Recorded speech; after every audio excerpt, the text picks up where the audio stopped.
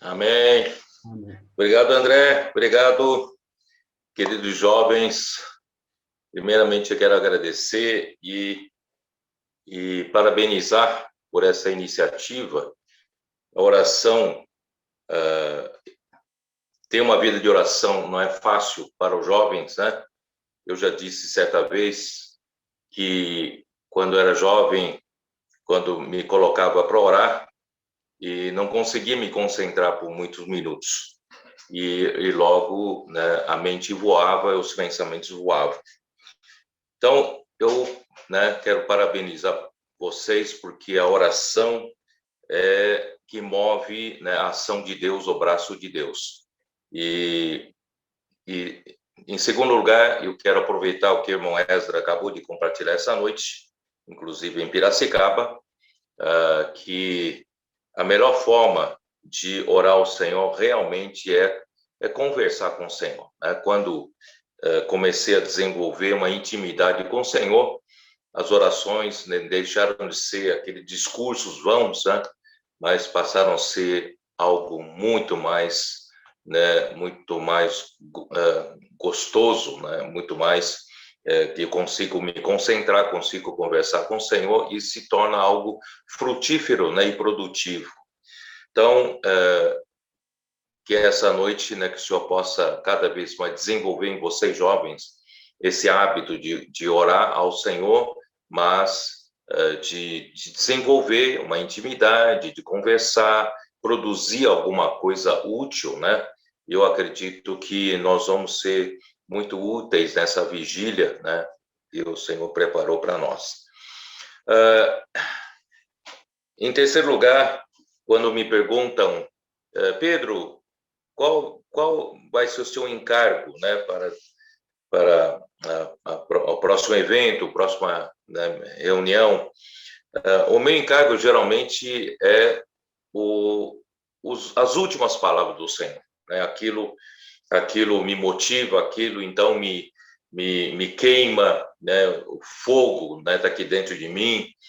Então, para falar sobre, né, nessa vigília, sobre o meu encargo, né, eu queria ainda lembrar vocês sobre aquilo que venho falando sobre a igreja em Éfeso. Né? A igreja em Éfeso, a palavra grega significa desejável.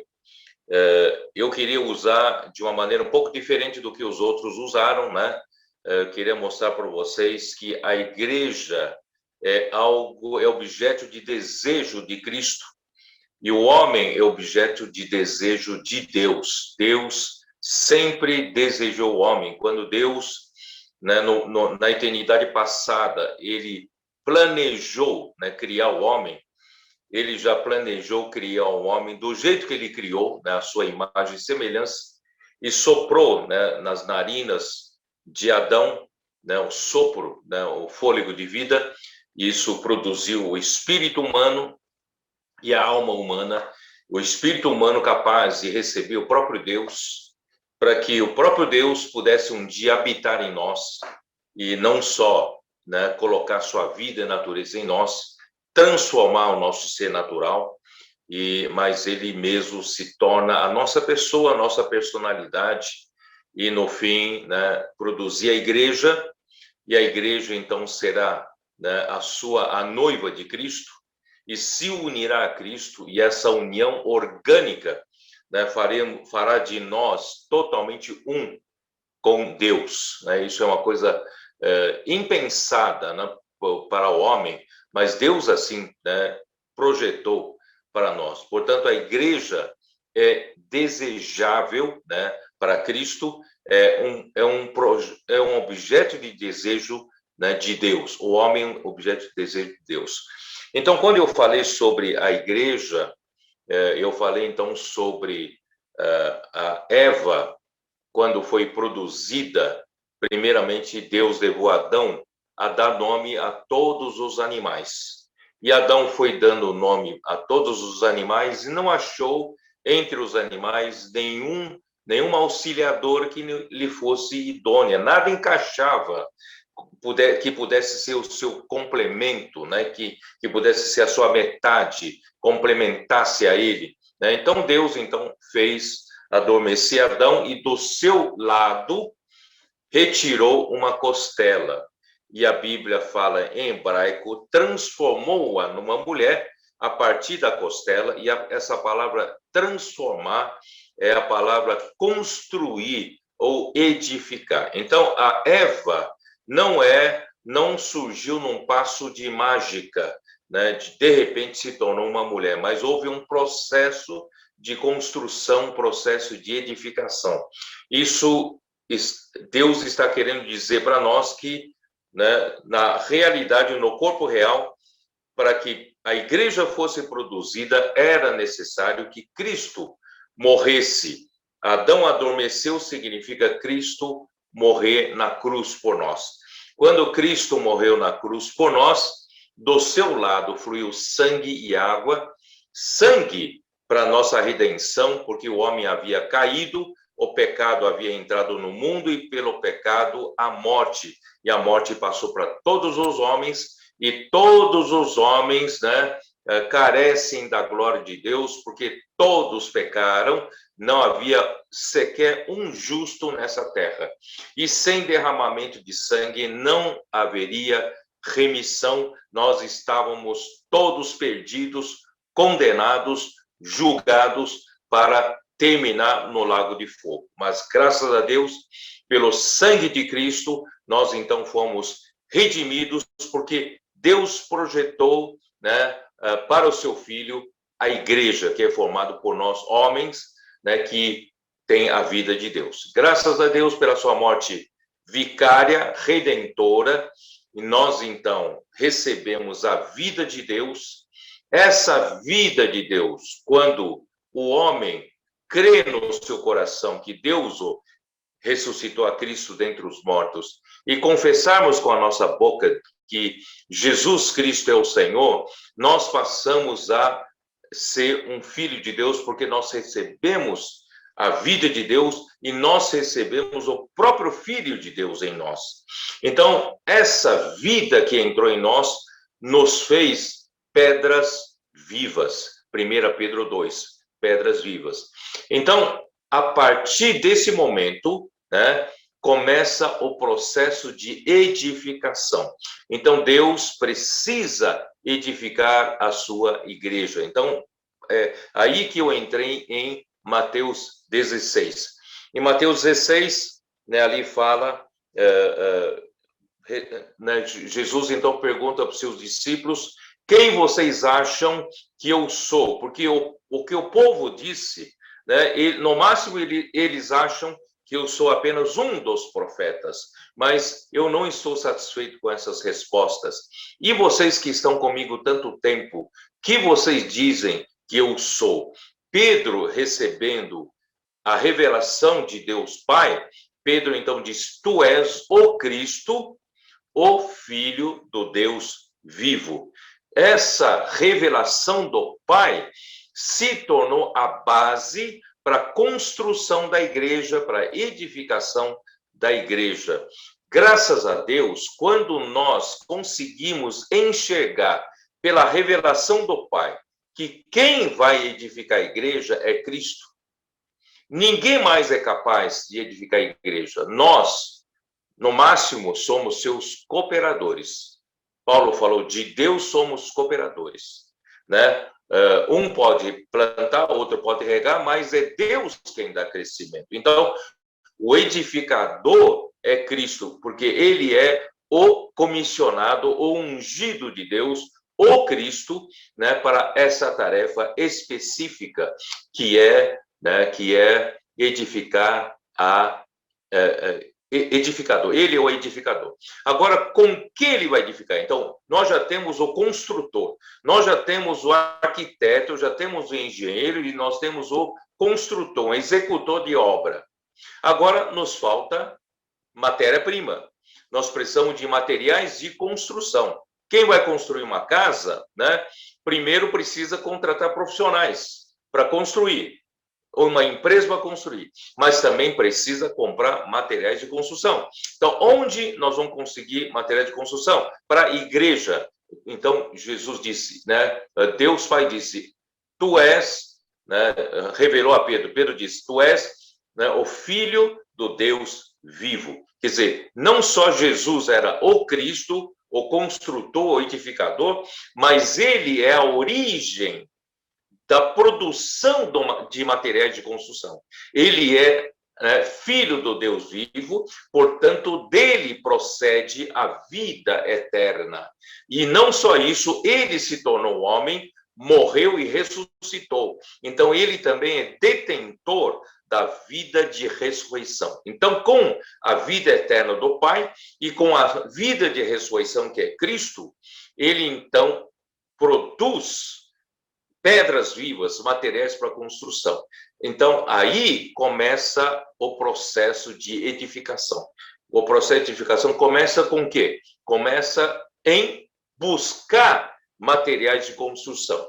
É para isso que nós pregamos o Evangelho.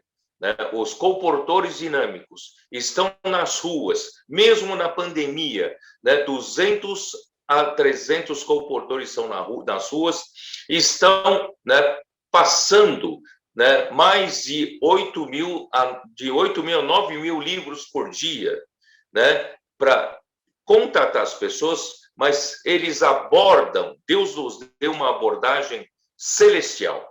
A abordagem é: posso orar por você? Então, essa abordagem celestial abriu, né, caminho para Deus encontrar essas pessoas que estão contritos de coração, né? Estão abatidos de coração.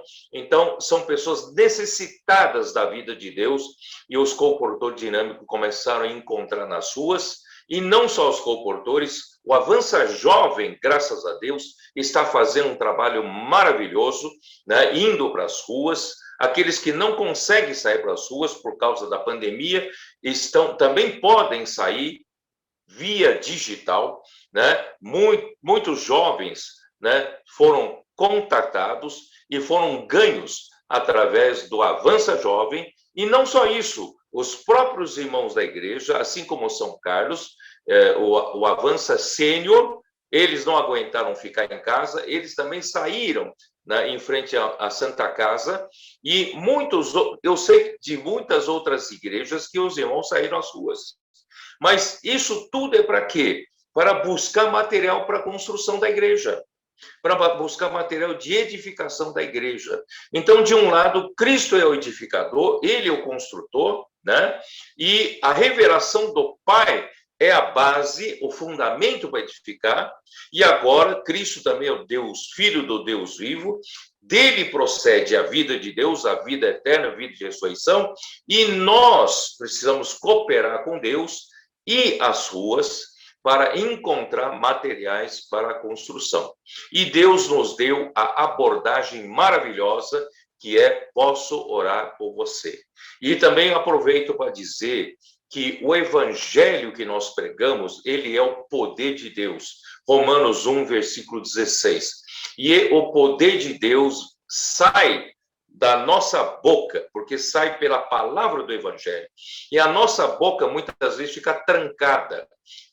Existe um poder que está dentro de nós, mas está trancado. É um leão que está dentro de nós, que nós precisamos destrancar, abrir a porta da jaula, através de: posso orar por você.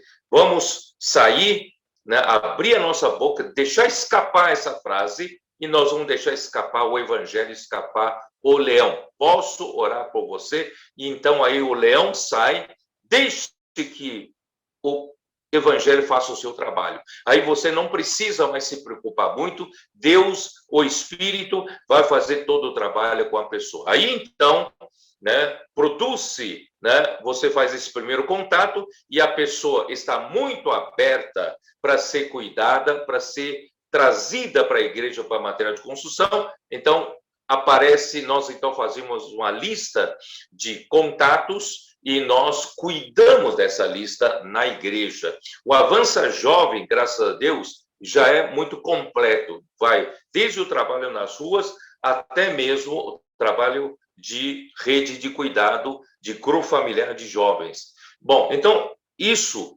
está, graças a Deus, está tudo muito bem desenhado por Deus e está acontecendo no nosso meio. Não só nós temos pessoas nas ruas, né, buscando material, né, de edificação, graças a Deus, lista de contatos tem sido produzida e nós temos nas igrejas central de acolhimento e distribuição para fazer os primeiros contatos com essas pessoas e distribuir para outros irmãos da igreja cuidarem dessas pessoas. Se forem irmãs, as irmãs do Ministério das Irmãs ou das conectadas podem cuidar. Se for jovem, o Avança Jovem pode cuidar, né? Se for homens, o homem pode cuidar. Se for casal, um casal pode cuidar. Quer dizer, dessa forma, fechou-se um ciclo maravilhoso, né, que Deus, né, conseguiu entre nós. Eu estou começando a falar por aí, porque tudo isso vai ser objeto de oração de vocês, né? E daqui a pouco eu vou explicar isso. Então, Mateus 16, primeiramente, nos mostra que esse é o fundamento. Aí no versículo 18, né, Cristo diz: também eu te digo que tu és Pedro, e sobre esta pedra edificarei a minha igreja. Quer dizer, Cristo, ele é o edificador, ele chamou para si a responsabilidade, porque Deus o encarregou, ou ungiu para isso. Então, ele é o edificador. Então, Cristo diz: edificarei a minha igreja. Por que eu estou dizendo isso? Porque as nossas orações são nesse sentido. Porque até hoje, a edificação da igreja ainda não terminou. Houve muitos contratempos. Durante esses 20 séculos da história da igreja, muita degradação aconteceu, né? Houve muitos atrasos, né, com relação à edificação da igreja, mas graças a Deus nós estamos num momento muito bom, queridos jovens. Nós estamos num momento, eu diria, da consolidação da igreja em Filadélfia. Então nós não podemos voltar para trás, deixar que de novo a degradação nos faça atrasar a obra de Deus. Nós precisamos orar para que Satanás seja amarrado, né? Podemos orar com a nossa vigília, com nossas orações, né? Que as portas do Hades, né, não possa prevalecer contra esse trabalho de evangelização e de edificação da igreja que nós estamos fazendo, porque pouco tempo nos resta, tá? Então, graças a Deus, vou ler aqui. Também eu te digo que tu és Pedro, e sobre esta pedra edificarei a minha igreja, e as portas do inferno não prevalecerão contra ela. As portas do Hades, quando fala das portas do Hades, porque Hades é um lugar que Deus preparou para ir onde as pessoas morrem.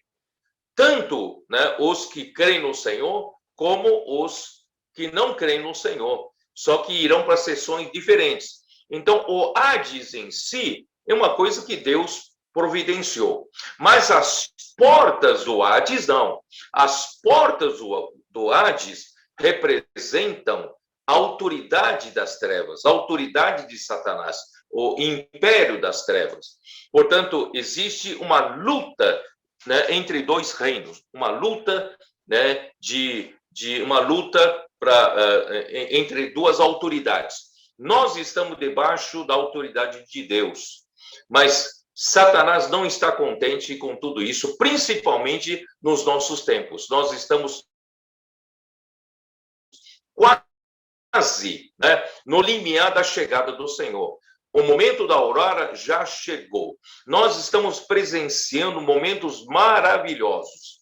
Muitos jovens como vocês estão se entregando ao Senhor, alistando ao seu exército.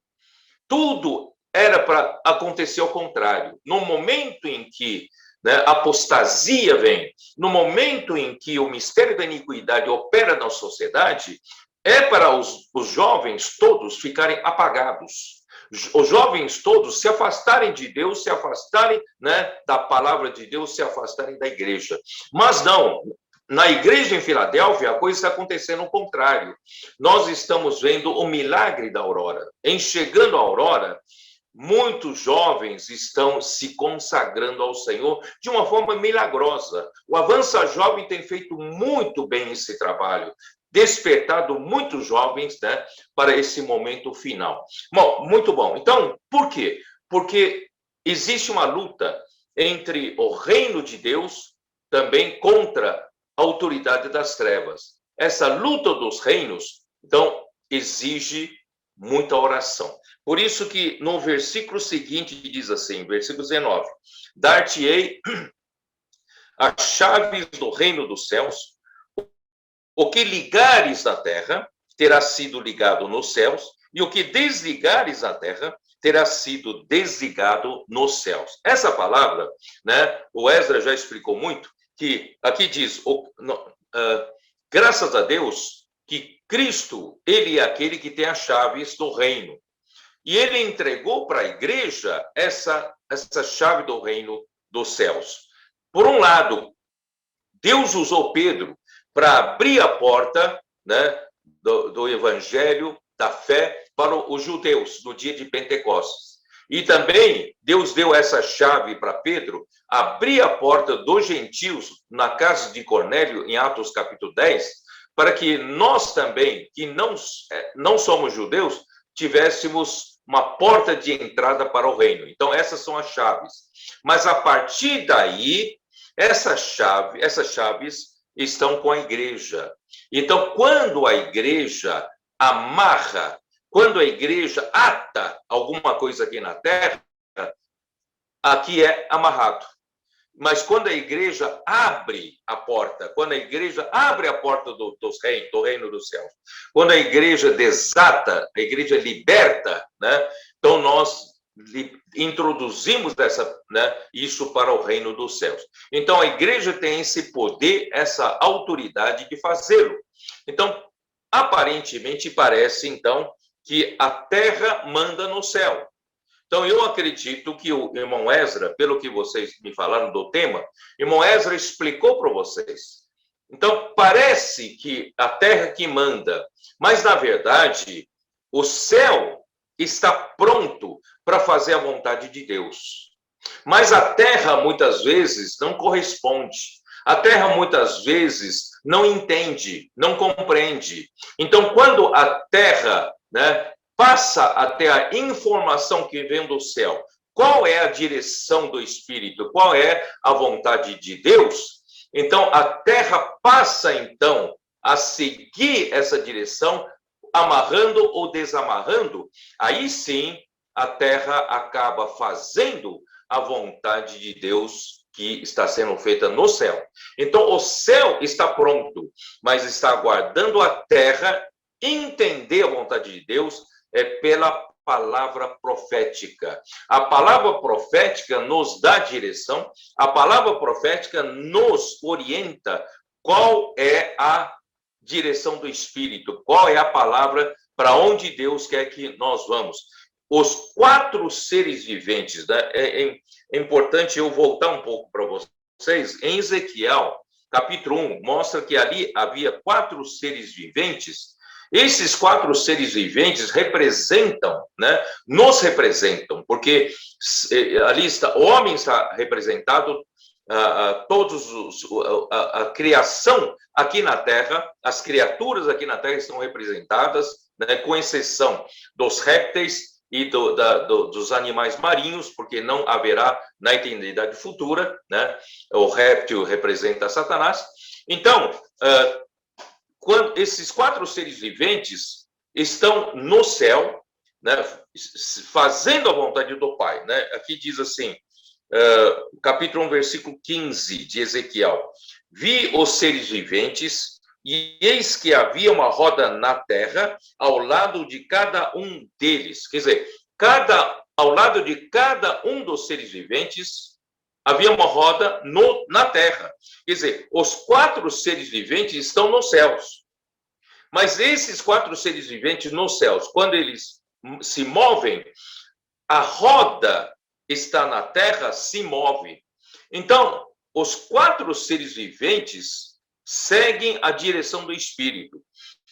Versículo 20. Para onde o Espírito queria ir, iam, pois o Espírito os impelia, e as rodas que estavam juntamente com eles porque nelas havia o espírito dos seres viventes. Quer dizer, os 4 seres viventes não vão para qualquer direção, não vão para a direção que eles se propuserem, eles vão na direção onde o espírito indica e o espírito os impelia.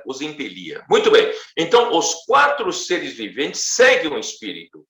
Mas o problema é que essa roda está na terra. E para esses 4 seres poderem se mover, essa roda tem que se mover na terra, então precisa que a igreja aqui na terra entenda qual é a direção do Espírito.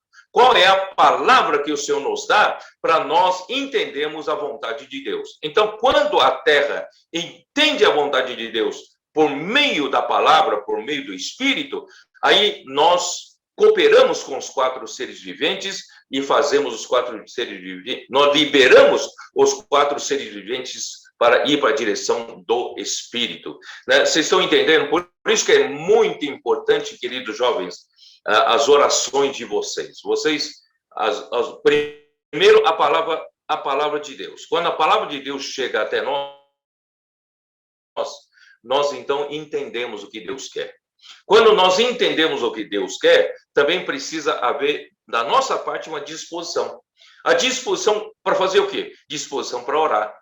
E disposição também para guardar a palavra. Disposição para sair para pregar o evangelho. Disposição para edificar a igreja, para cuidar das pessoas. Não é isso? Então, assim, precisa da nossa parte essa disposição. Então, Deus, graças a Deus, tem nos falado, semana após semana, a sua palavra. E nós temos compreendido a sua vontade. E agora nós também estamos dispostos a sair. Essa noite de vigília indica que vocês estão dispostos a cooperar com o Senhor, tá? Então, eu vou terminar com Efésios, capítulo 6. Já que nós estamos lidando com a luta entre 2 reinos, nós precisamos ter uma armadura, né, para lutar. Isso está em Efésios capítulo 6. Eu não vou ler o capítulo todo, tá? Ali, versículo 11 diz: revesti-vos de toda a armadura de Deus para poderes ficar firmes contra as ciladas do diabo, porque a nossa luta não é contra o sangue e a carne, e sim contra os principados e potestades, contra os dominadores desse mundo tenebroso. Aí está o reino das trevas, né? Contra as forças espirituais do mal nas regiões celestes. Então, a oração de vocês, né, vão promover ou provocar uma luta nas regiões celestes, tá? Portanto, tomai toda a armadura de Deus para que possais resistir no dia mau e depois de ter desvencido tudo, permanecer inabaláveis. Aí, em seguida, vem, na sequência, toda a armadura de Deus, principalmente na parte defensiva, tá? Nós devemos orar, devemos nos preparar, por isso que o irmão Ezra vem já repetindo, eu acho que há 6 semanas, sobre, né, se o irmão está desanimado, né, se a pessoa está passando por sofrimentos, houve problema de perdas, né, na família, então isso te deixou triste, angustiado, tudo tal, mas assim, o que o irmão Ezra realmente quer não é deixar você para baixo, é pelo contrário, para você poder colocar essa armadura, certo? Para estar pronto para lutar, né, com Deus, por Deus, contra, né, o reino das trevas, novamente. Então, todos vamos vestir essa armadura, certo? Não deixa inimigos nos desanimar, não deixa inimigo nos desanimar, não podemos retroceder. Vamos tomar toda a armadura de Deus, não é isso? Aí, versículo 16, embraçando sempre o escudo da fé, com o qual podereis apagar todos os dardos inflamados do maligno. Aí, no versículo 17, olha que interessante. Tomai também o capacete da salvação, tá? Salvar sua mente, né? E a espada do Espírito, que é a palavra de Deus. Então, a palavra de Deus é que nos orienta, nos faz saber qual é a vontade de Deus e nós vamos cooperar com os 4 seres viventes, e a palavra de Deus também é a nossa arma ofensiva. Até então, toda armadura é defensiva, para Satanás não nos atingir. Mas agora nós não podemos ficar só na defensiva. Nós precisamos partir para o ataque, né? Para ganhar guerra, você precisa partir para o ataque. Para ganhar um jogo de futebol, você precisa partir para o ataque. Então, né, não só temos a armadura, né, nós também temos a arma de ataque, que é a palavra de Deus. Então, vamos disseminar a palavra de Deus, vamos divulgar a palavra, vamos falar a palavra de Deus e praticar a palavra de Deus, que é a espada do Espírito. Aí vem, versículo 18, o que eu queria falar, com toda oração e súplica. Aí vem o trabalho de vocês essa noite. Com toda oração e súplica, vocês estão lutando, né, pelo reino de Deus, tá? Então, com toda oração e súplica, orando em todo tempo no Espírito. Vamos orar no Espírito, senão você dorme, senão seus pensamentos voam, viajam.